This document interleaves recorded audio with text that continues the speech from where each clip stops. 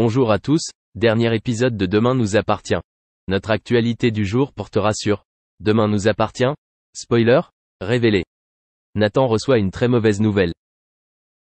Début mars 2024, les deux colocataires de Demain nous appartient, pitchant du lundi au vendredi à partir de 19h10 sur TF1, ont vu l'attention braquée sur eux.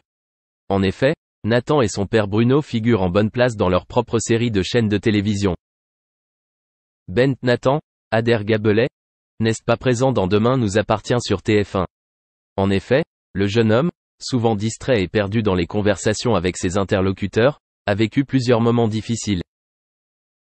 La première fois arrive lorsque Charlie, Clémence Lassalas, décide de partir au Canada. Pour échapper à sa précédente relation avec François, Emmanuel Moire, elle change complètement de vie. Ainsi, l'épisode sur le décès d'une jeune femme au fort tempérament montre logiquement que Nathan est à la fois heureux de passer les derniers doux moments avec elle, mais il est aussi très triste. Point.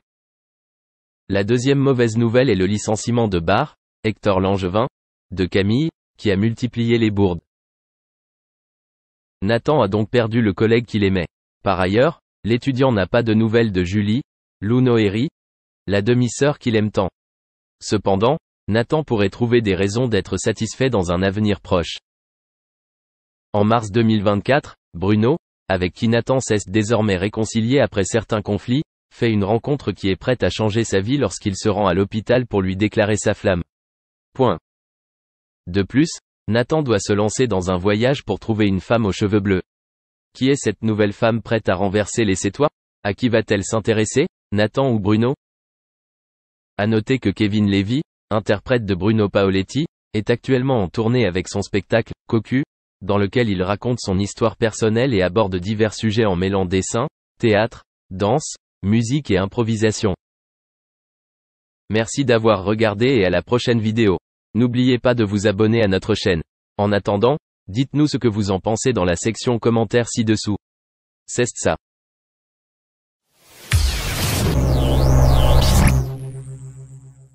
Jean-Baptiste Guégan a sorti en deux. Depuis qu'il est sacré gagnant de la France a un incroyable talent en 2018. Faisant sonner la voix de l'idole des jeunes Johnny Hallyday dans l'Hexagone quelques mois après sa disparition, Jean-Baptiste Guégan, le fameux sosie vocal du taulier a changé rapidement de dimension et de forme.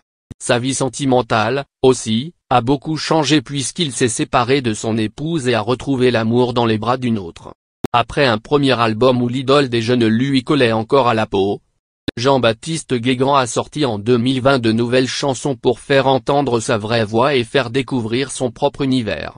On passe vraiment sur autre chose. C'est-à-dire Jean-Baptiste Guégan, avec la patte de Jean-Baptiste Guégan, avait-il confié dans 50 Inside sur TF1 l'an dernier.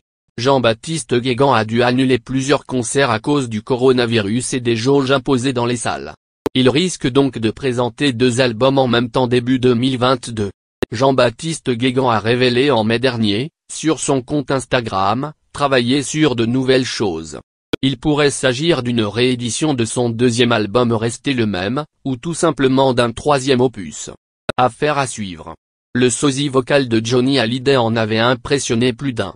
Et pour cause, son timbre de voix est en effet très proche de celui de l'idole des jeunes. Taclé par certains, le chanteur avait tenu à réagir dans les colonnes de Télé Loisirs, le 14 septembre 2020. Je suis Jean-Baptiste Guégan mais pour certains, malheureusement, j'ai les cordes vocales qui ressemblent à celles de Johnny Hallyday. Je ne vais pas les changer pour leur faire plaisir. Je sais que je serai toujours critiqué. Puis, le 5 octobre de la même année, il s'exprimait ainsi dans une interview accordée à Télépoche, « Je veux rester le même. Je ne me prends pas pour ce que je ne suis pas. Je n'ai pas sauvé des vies. Si je peux faire du bien aux gens, c'est déjà beaucoup. » Mardi 14 septembre dernier, un concert événement est diffusé sur France 2, en hommage à Johnny Hallyday. Plusieurs artistes, à l'instar de Jennifer, Florent Pagny, Louane, Julien Doré ou encore Lou